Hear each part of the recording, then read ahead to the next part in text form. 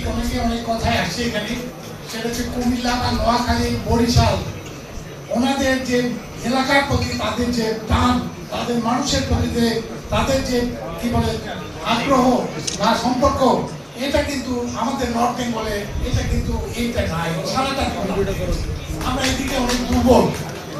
বরঞ্চ ওনারা ঢাকা বা এই উত্তরবঙ্গে দক্ষিণবঙ্গের মানুষ এটা সবসময় জানে যে উত্তরবঙ্গ থেকে যারা আসে তারা অনেক বোকা এবং সরল সাদা মানুষ, এটা তারা বিশ্বাস করে জানে। যার কারণে তারা জানে খুব সহজে তাদের ঠকানো যায়, তাদের নিজেদের মধ্যে কোন্দল লাগাতে হবে। আমরা যেটা করি ইস্টবঙ্গের সঙ্গে যেটা হলো আপনার নোয়াখালী মানে যেটা করে সেটা হচ্ছে কেউ উপরে উঠলে তারা নিজেদেরকে তাকে টেনে তোলে, কিংবা উপরে যারা উঠে তাদেরকে তারা ফলো করে, তারা উপরে উঠতে যায়। আমাদের ব্যাপারটা আলাদা। আমাদের ব্যাপারে কেউ উপরে উঠতে চাইলে হয় তাকে হিংসা করে বা টেনে ধরে, বা কিংবা তার পক্ষে কেউ যাইতে পারে না। এটা কিন্তু আমাদের মধ্যে চরিত্রটা আছে, ঠিক আছে? যার কারণে আজকে বগুড়ার নির্বাচনের সময়, গত নির্বাচনের সময় ধানের শীষের নির্বাচনে বগুড়ার মানুষ কম্পিটিশন হয় ধানের শীষের সঙ্গে কি বলে দাঁড়িপাল্লা, এটা কি হওয়া উচিত? এটা আমাদের এই হিংসার কারণে এটা হয়েছে। দলের মধ্যে হিংসা, দেশে হিংসা, বিভিন্ন হিংসা, এবং উনি উপরে উঠবে তাকে উপরে উঠতে দেবো না, সে উপরে উঠবে চায় না, সে উঠবে এটা চায় না, ওকে উঠতে দিব না, আমি এটাই কাজ। এইখান থেকে আমাদের সরে আসতে হবে।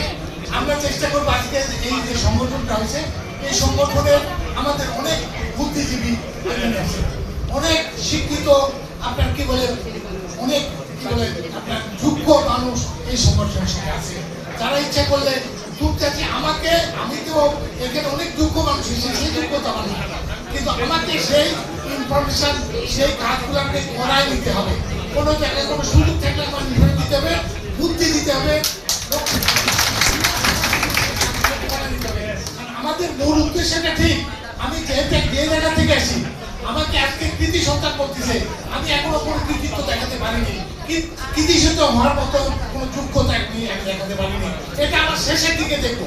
তখন যদি আমার যখন 5 বছর পার হয়ে যাবে, তখন যদি মানুষ আমাকে ভুল দেয়, তখন বুঝবো আমি হয়তো দেশের জন্য